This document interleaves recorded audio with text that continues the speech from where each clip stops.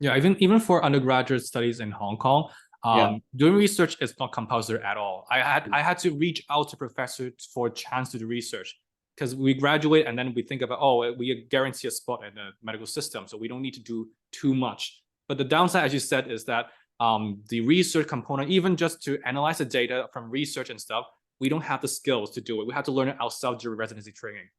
Yeah. Yeah, Yeah. so I think actually I read in another interview that you've done is that Yeah. you're mentioning designing goggles with the Leica, with VR heads-up display. This kind of VR AR technology, how do you think can it apply to the clinical practice on a surgery perspective? Yeah, so I mean, I like to think. I mean, I saw some of the Mm, VR stuff recently and stuff that Leica have with their new microscope as well. The problem with my microscope technology, even though I have a microscope, as you saw, it has an inbuilt yeah, OCT and stuff, which yeah. is great. And but that that's come down a lot in price and things as well. So, but it is still quite expensive. The problem people have to look in a healthcare setting is basically reimbursement and costs, right? True, that's How true. do you offset the cost of that microscope? Like, how do you then prove that having that microscope made that individual surgery better, or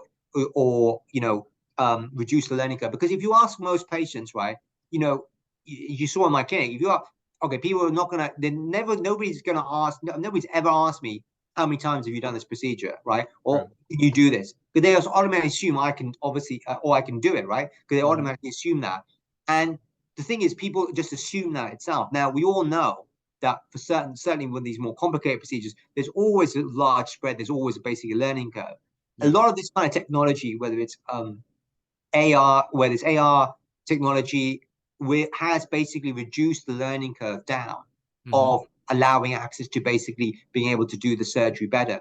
But how you monetize that is that's a very difficult thing to basically do itself, because it has to be monetized in a way that you can then get, as a practitioner and stuff, to see how you can then balance your healthcare costs to be able to True. deliver that as well. And that's, I think that's the challenge for a lot of the microscopy work.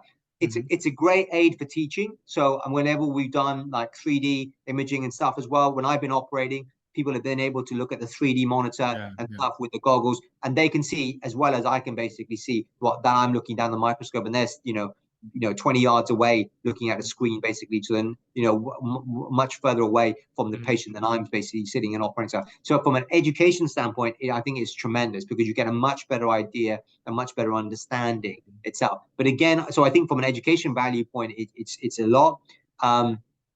When it comes into mainstream practice, that I think is going to be a bit more challenging to basically do. But I think in academic centers, you will see it with as Mm. an education tool, definitely. Similar to, there's a lot of simulators in ophthalmology now as well for Mm-hmm. simulating surgery and things as well. And I think they become a little bit much more popular than in the past. Say during my training and stuff, people would get you to do little bits of the surgery on somebody and stuff. There was no simulated training Yeah. and anything like that. It's like you just basically did a few pig eyes, and then you practiced and stuff, and you just then Mm. just had to go basically one day, and then some people were able to do it and others weren't basically, and the guys who were, they progressed faster. But now there's much more simulated training programs Mm-hmm. and algorithms and stuff to get better from that. So So last two questions. So you talk about like the public perception of new technology or the implementation of this new technology in the general public is quite hard. So how is there any way you can think of that make research finding or these technology or knowledge more accessible to the public in a sense that they are more likely to adopt this technology and embrace it?